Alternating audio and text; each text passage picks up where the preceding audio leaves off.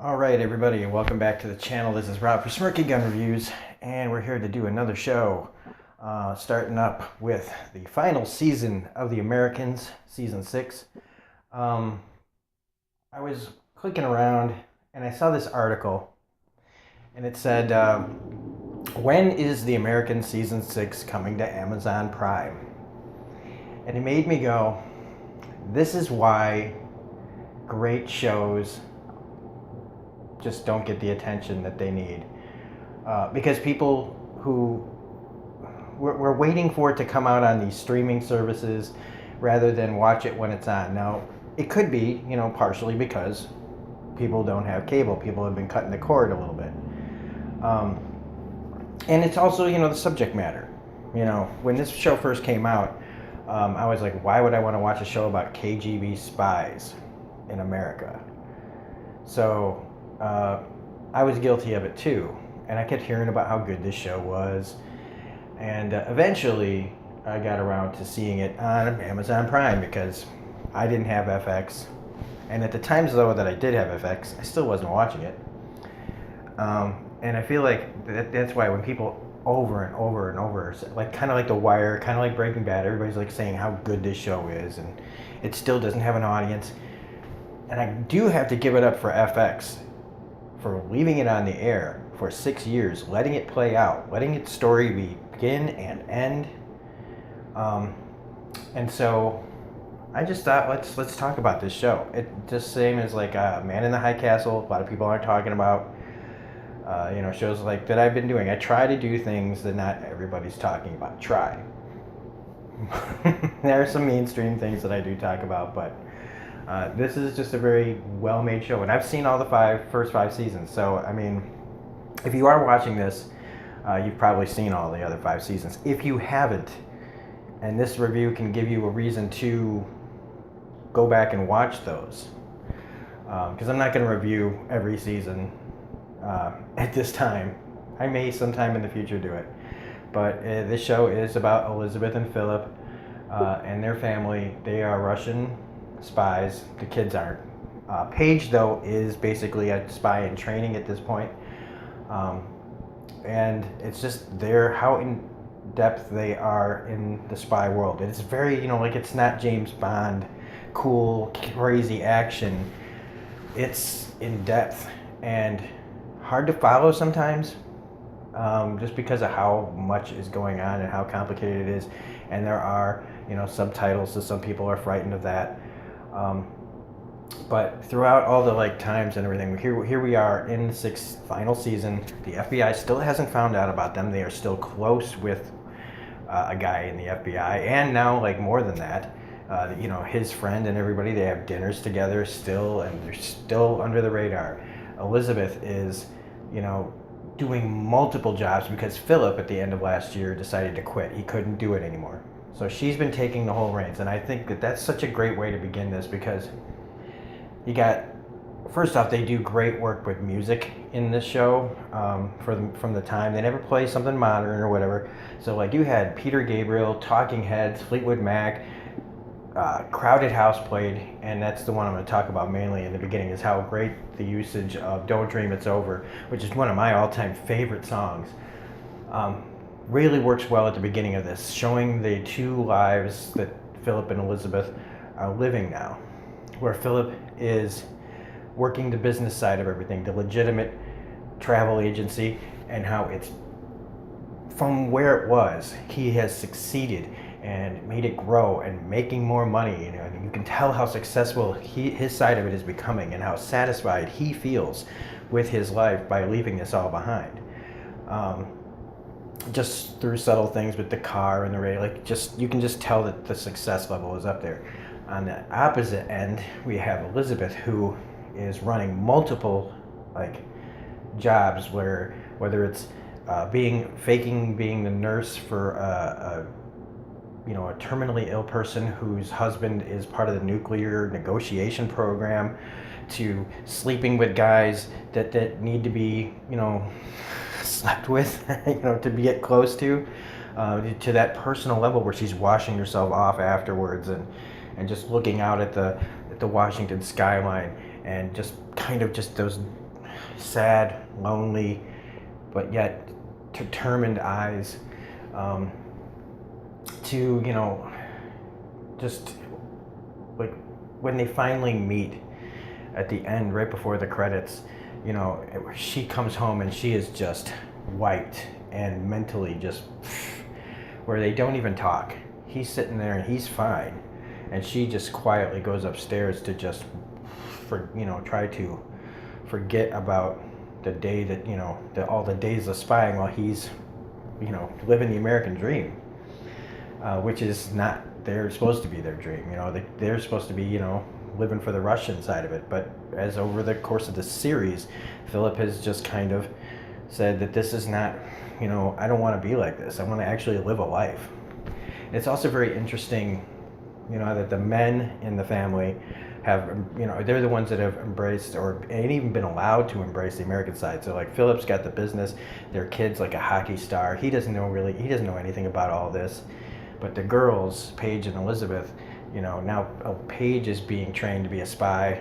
It's also really cool how they aged her up a little, mature-wise. They just made her look like, just by changing her hair and her dress style and stuff, and just her way she carries herself, just seems more mature from the girl that we knew last season, who was kind of unsure of herself. She's still a little unsure of herself, but she seems much more mature, much more at ease with herself.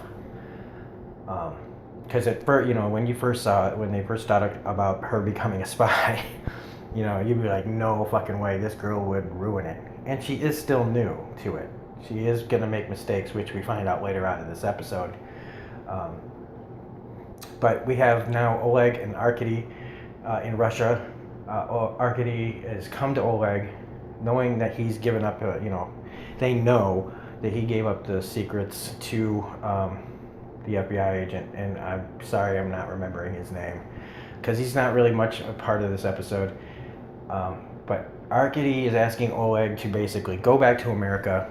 We need to talk to Philip, and because his wife is meeting with this guy in Latin America, this person from the Rockets program in Russia, that is kind of undermining all the change that Gorbachev at the time is trying to get done, and that they need Philip to spy on Elizabeth and possibly stop her depending on what she's doing. And so that creates our big arc, kind of one of the arcs for this season is Philip having to spy on Elizabeth, like creating distrust, between each other, from like the way that they kind of used to be in season 1 and 2, but now they became a family, and now we're starting to see that being tried to be pulled apart again by different belief systems. Philip, when they come to Philip, when Oleg does, he's torn because he wants to be out of it still, but he also knows what the toll of this has been on Elizabeth, and and now dealing to have Paige in it too. And so when he's trying to talk to her, you just see the clashes of, you're out, just do your thing, I have my thing. He's trying to tell her about what's coming down. But she's having none of it. And of course it's episode 1, so we can't just have everything just out there immediately. I would give them a lot of credit if they actually did that. But they don't. And we have Paige. Okay, so Paige has been, is beginning her little spy part of her life, and she's waiting, sitting in a car. She's doing exactly what she's supposed to, but this naval guy comes to her door and sees a pretty girl, knocks on her window and is like, I need to see your ID. And he's being very official sounding, so that naive Paige just gives up her ID. This guy has no reason to ask for her ID. He's not a cop. She's not breaking any laws. She is just sitting in the car waiting for a friend. He should not be doing this. But he's, a guy with a little bit of power, I guess he thinks. And so he takes advantage of a girl who he wants to kind of force into a date. Not kinda. He is trying to force her into a situation where she has to date him, go on a date with him, by holding on to her ID, asking for her phone number and her college ID and all this stuff, being a real fucking prick. Being one of those guys. I don't know what that means. But you know what I mean, right? Right? We all know it when we say those kind of guys, who is just, oh, I'm a naval man and I can get, I can do whatever, the abuse of power situation over somebody smaller. Yeah, I think this guy would be real good date material, right? So she, gives him her college ID, and she confesses to Elizabeth that this is what happened. She tells him everything. This is the guy's name. He's got my ID. Blah blah blah. Wrong place, wrong time. And Elizabeth is telling her, yeah, you've done everything right. You did everything you're supposed to do. You gave him your fake ID, your fake number, fake address. But see, what Paige doesn't see yet is that because she screwed up, now there has to be consequences. Not for her, but for the guy that has her ID. Where Elizabeth quickly tracks him down, asks for a light, and she's just a lady, right?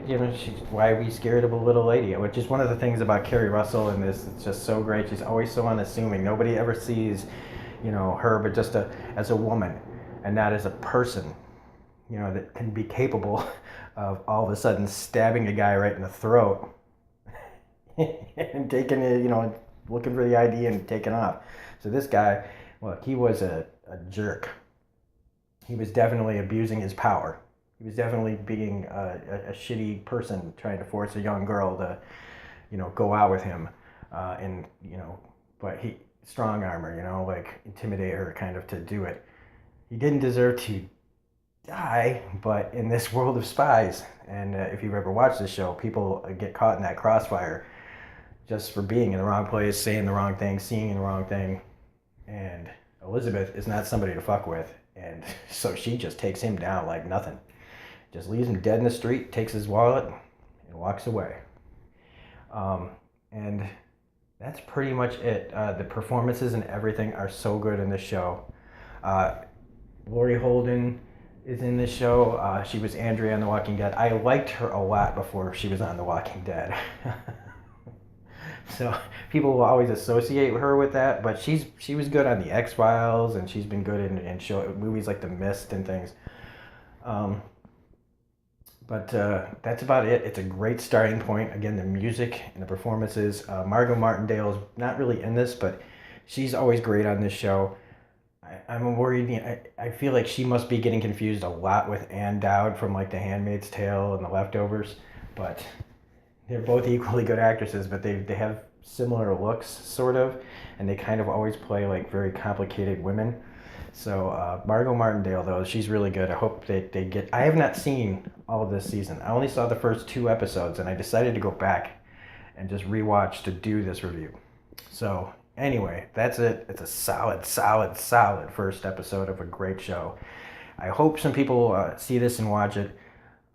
And get the idea to go back and watch the whole series. If you have already watched all this, I hope this gives you something that, somebody else is actually talking about this show.